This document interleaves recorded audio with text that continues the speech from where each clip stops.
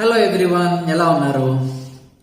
ప్రతి ఒక్కరూ కూడా స్పెషల్లీ ఎవరైతే వెయిట్ లాస్ ప్రోగ్రాంలో ఉంటారో ఏదో ఒక రోజు ఏదో ఒక సిచ్యువేషన్లో ఈ ప్రాబ్లం ఫేస్ చేస్తారు. అదేంటి అంటే వెయిట్ లాస్ ఆగిపోవటం. కొంతకాలం తగ్గుతుంది, తర్వాత ఆగిపోతుంది. కొన్ని కేజెస్ తగ్గుతారు, వాళ్ళ గోల్ రీచ్ అవ్వకుండానే వెయిట్ లాస్ అనేది ఆగిపోతుంది. ఇలాంటి టైంలో మీరు ఎక్కడెక్కడ జాగ్రత్తలు తీసుకోవాలి, ఏం చెక్ చేసుకోవాలి అనేది కొన్ని ఫ్యాక్టర్స్ ఈరోజు నేను మీకు చెప్తాను. సో ఇది మీ కోచ్ గైడెన్స్లో ఇవన్నీ ఒకసారి రీచెక్ చేసుకోండి, ఈ ఫ్యాక్టర్స్ అన్ని కూడా. ఓకే, డెఫినెట్గా ఇవి కనుక మీరు ఆన్ ట్రాక్ పెట్టుకుంటే మళ్ళీ మీ వెయిట్ లాస్ స్టార్ట్ అవుతుంది. సో దాంట్లో నెంబర్ 1 వచ్చేసి క్యాలరీస్ క్యాలిక్యులేషన్. మిస్క్యాలిక్యులేట్ అవుతుందేమన్నా చూసుకోండి ఒకసారి. అంటే మీరు క్యాలరీస్ కరెక్ట్గా క్యాలిక్యులేట్ చేయలేకపోతున్నారు, కొన్ని యాడ్ చేయట్లేదు, ఆయిల్ లేకపోతే ఏదన్నా ఫ్రూట్స్ ఏమైనా తింటున్నారు, 1-2 ఫ్రూట్స్, అవి క్యాలరీస్ యాడ్ చేయట్లేదు. ఇలా క్యాలరీస్ మిస్క్యాలిక్యులేషన్ ఏమైనా అవుతుందేమో చెక్ చేసుకోండి ఒకసారి.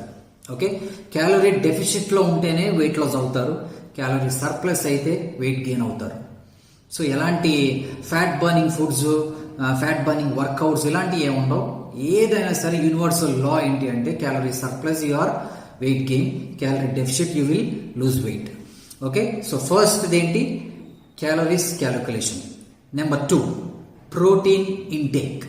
ఓకే, మీ బాడీకి కరెక్ట్గా ప్రోటీన్ అవుతుందా లేదా చెక్ చేసుకోవాలి. ఎవ్రీ కేజీ బాడీ వెయిట్కి 1 గ్రామ్ ఆఫ్ ప్రోటీన్ బాడీకి ఇవ్వాలి.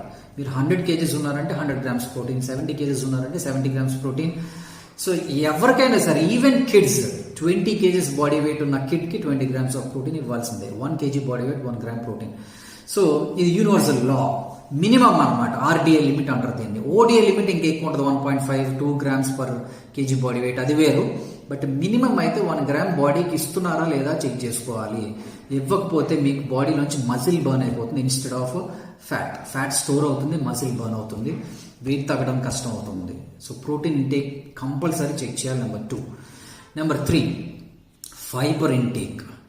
So as per World Health Organization చెప్పేది ఏంటి అంటే కంపల్సరీగా ఒక 30-35 గ్రామ్స్, ఈ మధ్యన 40 గ్రామ్స్ వరకు కూడా ఫైబర్ ఇంటేక్ ఇవ్వాలి అని చెప్తున్నారు. 30 గ్రామ్స్ అయితే మినిమం ఇవ్వాలి బాడీకి. కేజీ బాడీ వెయిట్ ఇవన్నీ కాదు, ఇర్రెస్పెక్టివ్ ఆఫ్ జెండర్ ఎవరైనా సరే డేకి 30 గ్రామ్స్ ఆఫ్ ప్రోటీన్ మీరు బాడీకి ఇస్తున్నారా లేదా. వెజ్జెస్ నుంచి ఎంత ప్రోటీన్ వస్తుంది, మీరు తీసుకునే ఫ్రూట్స్ నుంచి ఎంత ప్రోటీన్ వస్తుంది, మీరు తీసుకునే రైస్ నుంచి ఎంత ప్రోటీన్ వస్తుంది, ఇవన్నీ ఒకసారి చెక్ చేసుకోండి. సో 30 గ్రామ్స్ ఆఫ్ ప్రోటీన్ అందుతుందా లేదా minimum. Like 1 KG body weight 1 gram protein ఎలాగో. సో థర్డ్ మీరు చెక్ చేయాల్సింది ఫైబర్ ఇంటేక్, డే మొత్తం కలిపిది. Okay, number 4 water intake. Fibre ఎక్కువ అవుతుంది, ప్రోటీన్ ఎక్కువ అవుతుంది, మీరు వాటర్ సరిగ్గా ఇవ్వట్లేదు. ఎక్కువ అవటం కూడా కాదు, even 1 gram KG body wait protein ఇచ్చారు, 30 గ్రామ్స్ ఆఫ్ ఫైబర్ ఇస్తున్నారు, దానికి తగ్గట్టుగా వాటర్ ఇంటేక్ ఇవ్వట్లేదు అనుకోండి, అగైన్ మీకు మళ్ళీ వెయిట్ లాస్ అనేది సరిగ్గా కనిపించదు. ఎందుకంటే ఇవన్నీ ప్రోటీన్ కరెక్ట్గా మెటబలైజ్ అవ్వాలంటే అది వాటర్ అట్మాస్ఫియర్లోనే అవుతుంది. వాటర్ సరిగ్గా ఇస్తేనే ఆ ప్రోటీన్ మెటబాలిజం అనేది కరెక్ట్గా జరుగుతుంది. ఈవెన్ మీ ఫుడ్ ఏదైతే ఉందో అది మొత్తం కరెక్ట్గా డైజెషన్ ప్రాసెస్, న్యూట్రియంట్స్ అన్ని సెల్స్కి క్యారీ అవ్వాలన్నా, ఎక్సెస్ ఫ్లూయిడ్ బయటకు వెళ్ళాలన్నా, దేనికైనా సరే వాటర్ ఇంపార్టెన్స్ చాలా ఉంటుంది. సో వాటర్ ఇంపార్టెన్స్ ఏంటి అనేది వేరే సబ్జెక్టు, బట్ మీరు చెక్ చేసుకోవాల్సింది ఏంటి, వాటర్ ఇంటేక్ కరెక్ట్గా ఉందా లేదా. వాటర్ ఇంటేక్ కరెక్ట్గా లేదా వెయిట్ లాస్ ఎక్స్పెక్ట్ చేయొద్దు. ఓకే, ఎందుకంటే మీరు వాటర్ ఇంటేక్ కరెక్ట్గా ఇవ్వకపోతే అది వాటర్ని హోల్డ్ చేసుకుంటుంది బాడీ. మీరు ఏది ఇవ్వరో దాన్ని బాడీ పట్టుకుంటుంది, హోల్డ్ చేసుకుంటుంది. సో బాడీలో ఎక్సెస్ ఫ్లూయిడ్ అనేది పెరుగుతుంది.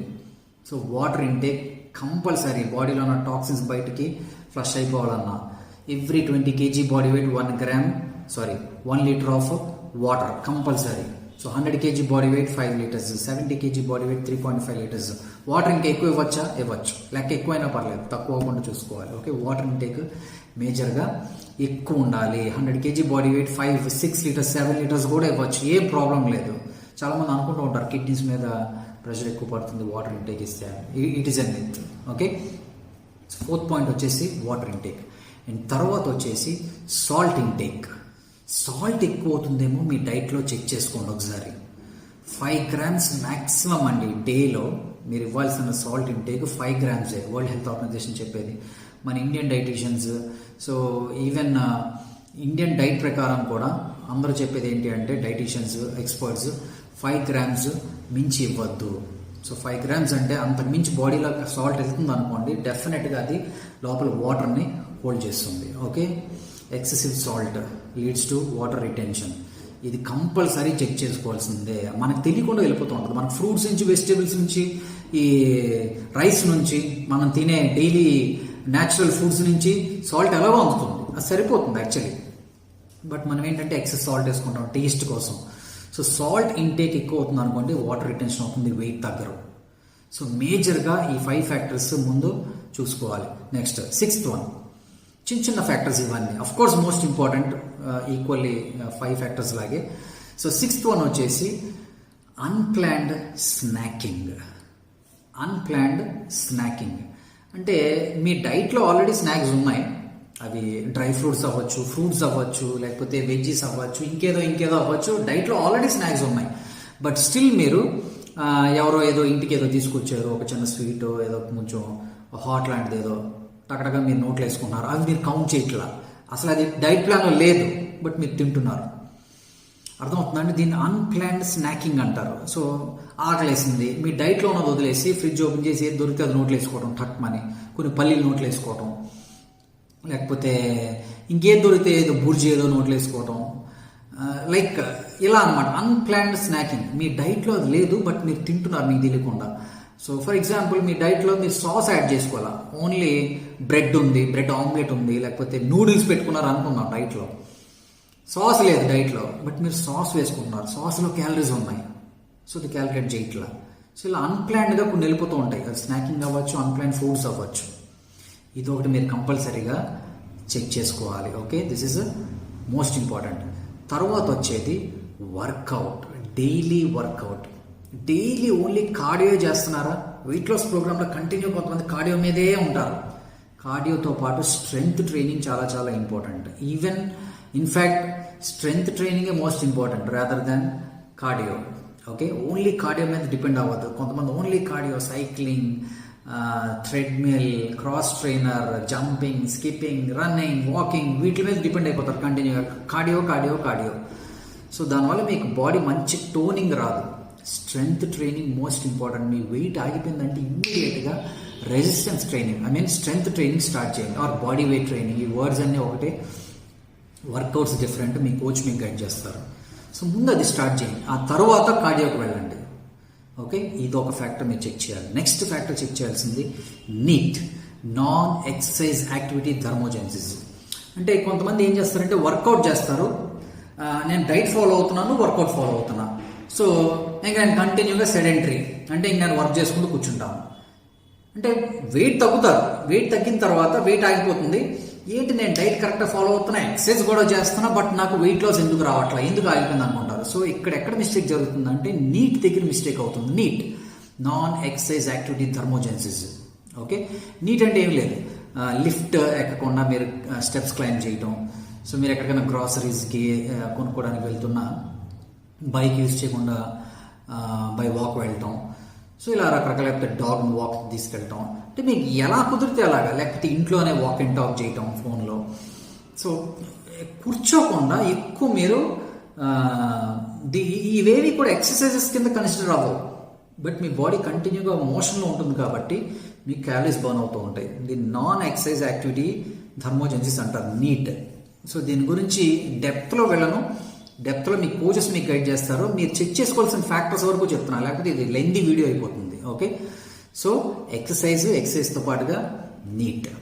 దీని తర్వాత వచ్చేది హార్మోనల్ ఇంబ్యాలెన్స్. మీకు ఏమైనా హార్మోనల్ ఇంబ్యాలెన్స్ ఉందేమో చెక్ చేసుకోండి. ఓకే, లేడీస్, సో ఏమైనా ఇష్యూస్ ఉన్నాయా, గైనకలాజికల్ ప్రాబ్లమ్స్ ఏమైనా ఉన్నాయా, హార్మోన్స్ ఇంబ్యాలెన్స్ ఏమైనా ఉందా చెక్ చేసుకోండి. హార్మోన్ ఇంబ్యాలెన్స్ అంటే ఓన్లీ ఈ లేడీస్లోనే కాదు, హార్మోన్ ఇంబ్యాలెన్స్ పేరులో చూడండి.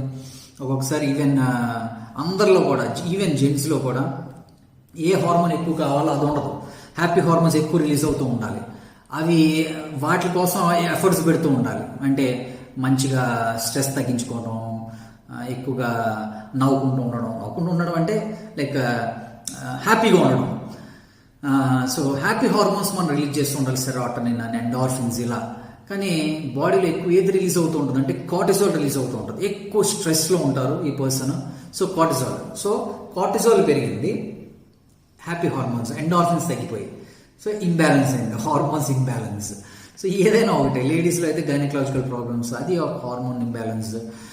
సో ఈ ప్రాబ్లమ్స్ ఏమో ఉన్నాయేమో చెక్ చేసుకోండి. స్ట్రెస్ హార్మోన్ పెరుగుతూ హ్యాపీ హార్మోన్స్ మీరు రిలీజ్ చేయలేకపోతున్నారా, మీ బాడీ వెయిట్ తగ్గదు, వర్క్ ప్రెషర్ ఎక్కువైపోయింది.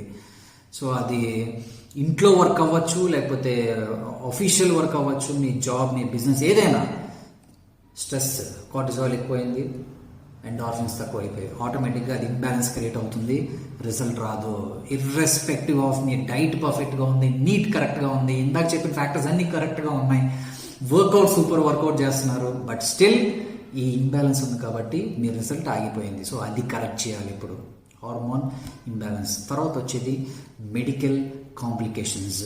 ఏమైనా మెడికల్ కాంప్లికేషన్స్ ఉన్నాయి, దేనికైనా మెడిసిన్స్ వేసుకుంటున్నారా మీరు, లైక్ డిప్రెషన్, లేకపోతే థైరాయిడ్, మేజర్ ప్రాబ్లం అనమాట. థైరాయిడ్ ప్రాబ్లం ఉందంటే మాత్రం వెయిట్ తగ్గడం అనేది చాలా స్లో డౌన్ అయిపోతుంది, చాలా అంటే దాన్ని మనం ఫైట్ చేయలేమా, థైరాయిడ్ దాటి మనం వెయిట్ తగ్గించుకోలేమా, డెఫినెట్గా తగ్గించుకోగలం, బట్ స్టిల్ ఆ కాంప్లికేషన్స్ ఏమైనా ఉన్నాయో చెక్ చేసుకోండి. థైరాయిడ్ కానీ, లేకపోతే డయాబెటీస్, బ్లడ్ ప్రెషర్, ఇంకా రకరకాలుగా మెడికల్ కాంప్లికేషన్స్, దేనికన్నా మెడిసిన్స్ యూజ్ చేస్తున్నారా, పిసిఓడి ప్రాబ్లమా, ఇవి చెక్ చేసుకోవాలి. అండ్ తర్వాత వచ్చేది ల్యాక్ ఆఫ్ స్లీప్.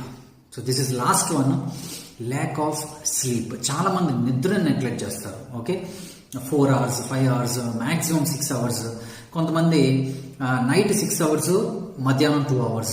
సో ఇలా రకరకాలుగా స్లీపింగ్ ప్యాటర్న్స్ ఉంటాయి. ఇది ఒకటి కంపల్సరీ చెక్ చేయాలి. స్లీప్ కరెక్ట్గా లేకపోయినా మళ్ళీ అది హార్మోన్ ఇంబ్యాలెన్స్కి లీడ్ చేస్తుంది. ఐ మీన్ స్ట్రెస్ హార్మోన్ ఎక్కువ రిలీజ్ అవుతుంది బాడీలో.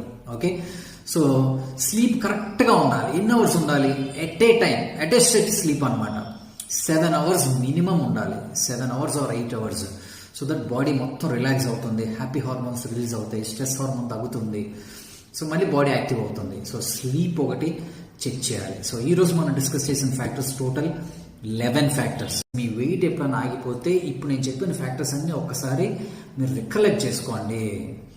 రికలెక్ట్ చేసుకుని ఎక్కడ కరెక్షన్ చేయాలో మీరు మీ కోచ్ దగ్గర కూర్చొని మాట్లాడండి. మీకు మీరు కరెక్ట్ చేసుకోలేరు. ప్రోటీన్ ఇంటేక్ తక్కువ అవుతుందా, ఎక్కువ అవుతుందా, మీరు ఎలా కరెక్ట్ చేస్తారు? సాల్ట్ ఇంటేక్ తక్కువ అవుతుందా, ఎక్కువ అవుతుందా? వర్కౌట్లు ఏం వర్కౌట్ చేయాలి స్ట్రెంత్ ట్రైనింగ్ అంటే? సో వాటర్ ఇంటేక్ కొంతమంది ప్లెయిన్ వాటర్ తీసుకోలేరు, రకరకాల వాటర్స్ ఉంటాయి, అర్థమవుతుందా?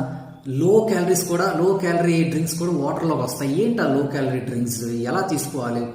నేను అసలు ప్లెయిన్ వాటర్ తీసుకోను, నేను అసలు ప్లెయిన్ వాటర్ తాగలేను, కాబట్టి నేను రకరకాల డ్రింక్స్ తాగుతూ ఉంటాను. ఓకే, వాటర్ ప్లేస్లో రీప్లేస్ చేయడానికి. అలా అని చెప్పి ఇంట్రెస్ట్ ఉన్న వాళ్ళు హ్యాపీగా మీరు ప్లెయిన్ వాటర్ తీసుకోవచ్చు. అంటే ఇవన్నీ కూడా మీ కోచ్ గైడ్ చేస్తారు. మీకు హార్మోన్ ఇంబ్యాలెన్స్ ఉంది, దాని బ్యాలెన్స్ ఎలా చేసుకోవాలి, రకరకాల ఇష్యూస్ ఉన్నాయి, మెడికల్ ఇష్యూస్, అవి రివర్స్ ఎలా చేసుకోవాలి, ఇవన్నీ కూడా మీ కోచ్ గైడ్ చేస్తారు. సో ఒక్కసారి ఇప్పుడు నేను చెప్పిన ఫ్యాక్టర్స్ అన్ని మీరు రాసుకోండి.